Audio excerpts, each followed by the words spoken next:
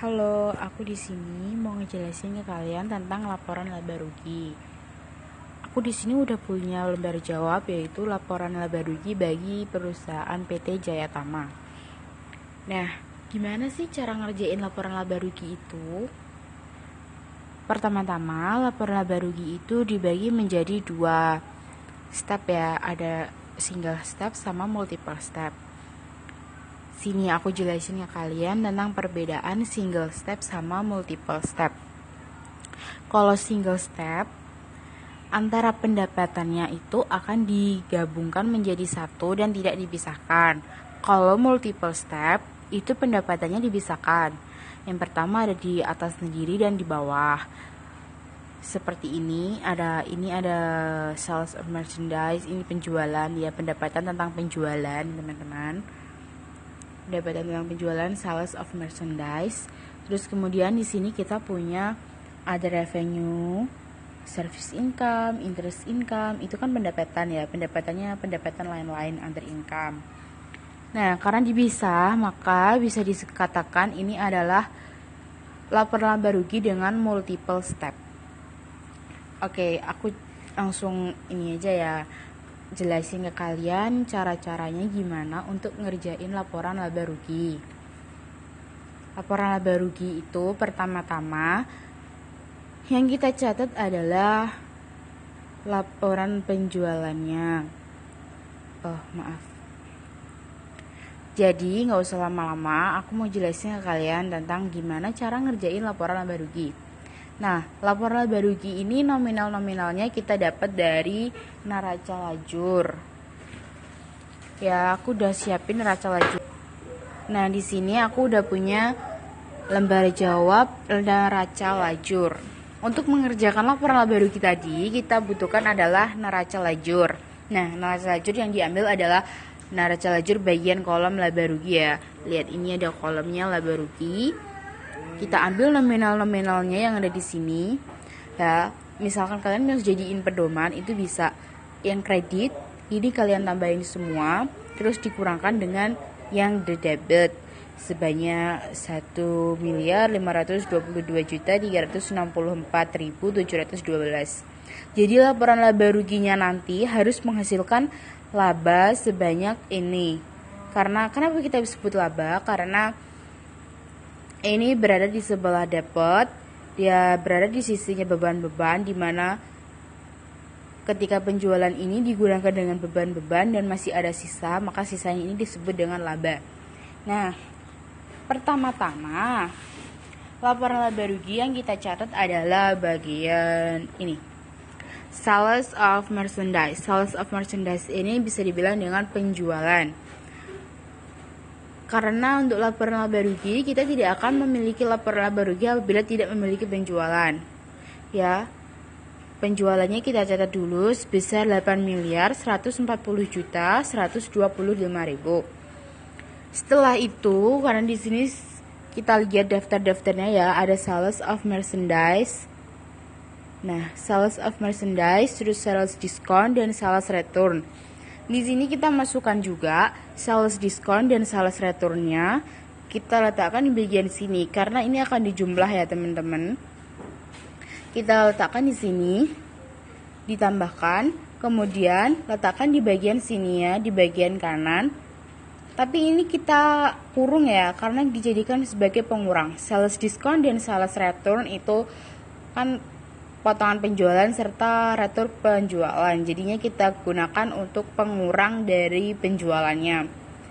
Kemudian setelah itu kita masih memiliki apalagi, kita ada sales merchandise, sales discount, sales return. Kemudian kita tulis dulu cost of goods sold-nya. Kemudian ada purchase discount. Jadi cost of goods sold kita catat. Terus di bawahnya kita letakkan purchase discount-nya. Cost of goods sold-nya dan purchase discount. Purchase discount ini kita kurung karena dia sebagai pengurang. Kemudian kalau udah kita jumlahkan, hasilnya adalah ini 5.989.581.468. Ini kita juga jadikan sebagai pengurang ya. Karena harga pokok penjualan itu fungsinya adalah untuk mengurangi penjualan sehingga kita bisa menghasilkan laba.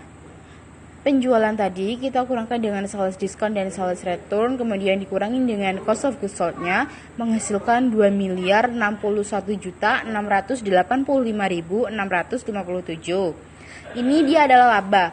Tapi laba ini masih bersifat laba kotor karena belum dikurangkan dengan beban-beban dari penjualannya. Nah, penjualannya ini supaya menghasilkan laba bersih harus dikurangkan dengan beban-beban, yaitu ada wages and salaries expense, uncollectible account, terus advertising expense dan sebagainya. Angka-angkanya kita masukkan dari sini ya. Jadi ini kan di bawah sini ada wages and salaries expense ini sampai expense yang electricity, telepon, and water expense. Ini angkanya yang dari kolom laba rugi ya teman-teman, yaitu dari 375 juta sampai 24.194.000. Ini kita jumlahkan. Kalau sudah kita jumlahkan, hasilnya adalah ini 507.802.445. Kita jadikan pengurang karena kan kita mau mencari laba bersih. Jadi laba kotor tadi kita kurangkan dengan beban-beban sehingga menghasilkan laba bersihnya adalah ini. Ini adalah laba bersih ya, 1.553.883.212. Ini adalah laba bersih. Kemudian di sini kan kita masih punya penghasilan serta beban-beban yang belum sempat kita masukkan. Nah, di sini karena akunnya adalah interest revenue, other revenue, berarti kan ini adalah termasuknya ke ini ya teman-teman. Dia termasuk ke pendapatan lain-lain. Maka di laporan laba ruginya kita akan menggunakan multiple step pendapatan lain-lain. Seperti yang aku bilang tadi, pendapatan lain-lainnya kita taruh di bagian bawah. Yaitu ada service income, interest income, sama other revenue. Di sini letakkan nominal-nominalnya, kemudian ditambahkan, dijadikan penambah. Karena ini adalah pendapatan. Kalau pendapatan otomatis akan menambah jumlahnya. Sebentar. Nah, karena sudah menambah jumlahnya dan masih memiliki beban-beban yang belum dimasukkan, yaitu ada 668.200 ini, terus ada 59.400. Itu adalah akun bank charge sama interest expense. Kita masukkan ke dalam sini sebagai other expense. Dia adalah beban lain-lain. Dimasukkan sebentar kok nggak fokus. Nah, dimasukkan kemudian ditambahkan. Nah, di sini tambahannya hasilnya itu kita kurung lagi karena dia adalah beban. Sekali lagi kalau misalnya dia beban berarti dia harus dikurangkan. Kalau dia pendapatan berarti dia akan ditambahkan ya. Setelah ini tadi yang laba bersihnya 1.583.883.212 ini ditambahkan dengan 28.549.700. 28 juta ini adalah pendapatan lain-lain. Kemudian dikurangkan dengan beban lain-lainnya 60.068.200. Hasilnya adalah 1.522.364.712. Teman-teman, 1.522 juta ini adalah masihnya laba bersih, tapi laba bersihnya sebelum pajak. Nah, gimana sih cara mencari laba bersih setelah pajak? Kalau mau mencari laba bersih setelah pajak, berarti laba bersih yang sebelum pajak tadi kita kurangkan dengan income tax expense atau pajaknya, beban pajak penghasilannya. Gimana cara mencari beban pajaknya? Di sini aku akan jelasin sama kalian gimana sih caranya mencari beban pajaknya. Nah, cara mencari beban pajaknya adalah di sini kita cari dulu DPP atau sama dengan dasar pengenaan pajak. Caranya 4,8 miliar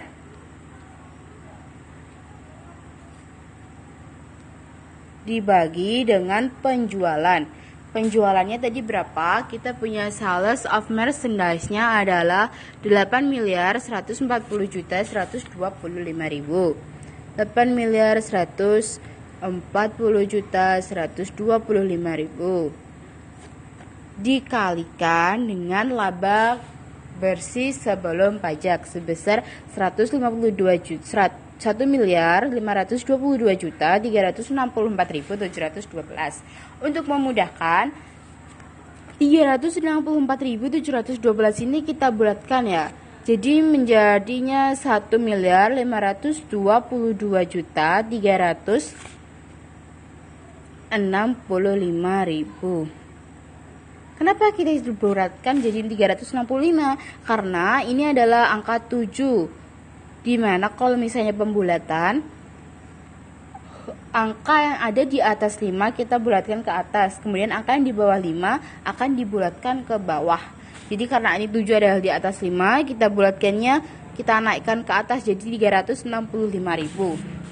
Hasilnya ini kemudian nanti kalian kalikan 50% dan dikalikan dengan 25%, sehingga menghasilkan nilainya adalah 112.211.875.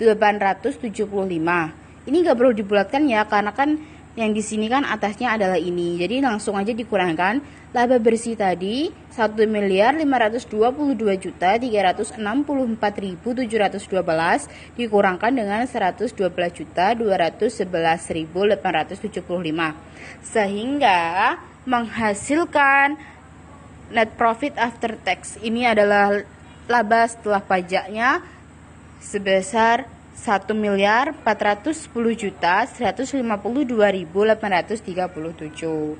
Sekian dari aku, semoga kalian mengerti dan kalian paham. Dadah.